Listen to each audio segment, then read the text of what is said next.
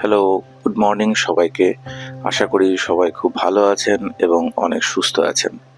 আজকে আমি আপনাদের সঙ্গে কোকো মালাই পনির এর রেসিপিটা শেয়ার করব। এই রেসিপিটা বানানো খুবই সহজ, কিন্তু এটা খুবই টেস্টি হয়। এর জন্য আমি প্রথমেই 25 গ্রাম কাজু বাদাম, 25 গ্রাম কিশমিশ এবং 50 গ্রাম মতো চার মগজ জলে ভিজিয়ে রেখেছি। মোটামুটি আধ ঘন্টার জন্য ভেজালেই হবে। এরপরে এটাকে মিক্সার গ্রাইন্ডারে আমরা গ্রাইন্ড করে নেব। তার আগে আমি মিশিয়ে দিলাম হাফ টেবিল স্পুন মতো গোলমরিচ গুঁড়ো, আর দিয়ে দিলাম 2 টেবিল স্পুন মতো চিনি। চিনির পরিমাণ আপনারা নিজেদের মতো দিতে পারেন। আর দিয়ে দিলাম হাফ টেবিল স্পুন মতো সল্ট বা নুন, আর দিয়ে দিচ্ছি 5টা থেকে 6টা মতো গ্রিন কার্ডামম বা ছোট এলাচ, আর দিয়ে দিলাম হাফ টেবিল স্পুন মতো গরম মশলা। এরপরে আমরা এটাকে মোটামুটি 10 মিনিটের জন্য গ্রাইন্ড করে নেব।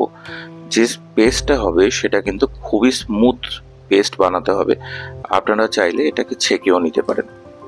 এরপরে আমি কড়াইয়ের মধ্যে নিয়ে নিয়েছি 4 to 5 টেবিল স্পুন মতো সাদা তেল, তার মধ্যে 2টো তেজপাতা আর 2টো শুকনো লঙ্কা দিয়ে দিলাম।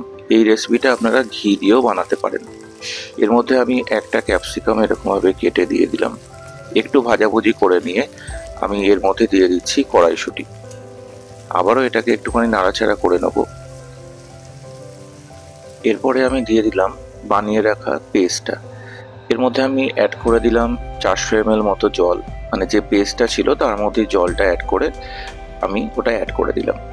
এরপরে যখন এই মিক্সচারটা একটু ফুটে উঠবে তখন আমি দিয়ে দিলাম একটা চিজ, এবং তারপরে দিয়ে দিলাম কোকো মালাই বা ক্রিমটা, কোকোনাট ক্রিম দিয়ে আবারও একটু ফুটে ওঠার পরে আমি দিয়ে দিচ্ছি এরকম বড় বড় কিউব করে রাখা পনিরটা। আপনারা চাইলে পনির ভেজেও দিতে পারেন। উপর থেকে আমি দিয়ে দিলাম কিছুটা কেশরের স্ট্র্যান্ড।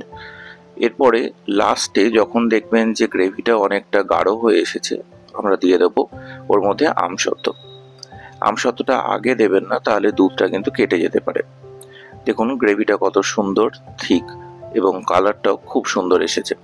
লাস্টে আমরা এটাকে সার্ভ করে দেবো। উপর থেকে ছড়িয়ে দেবো কিছুটা কোকোনাট ক্রিম এবং দিয়ে দেবো কিছুটা আমসত্ত্ব। আজকের রেসিপিটা কেমন লাগলো আমাকে প্লিজ কমেন্ট করে জানাবেন। যদি ভালো লেগে থাকে তাহলে আমার চ্যানেলটা সাবস্ক্রাইব করার অনুরোধ রইল। নমস্কার।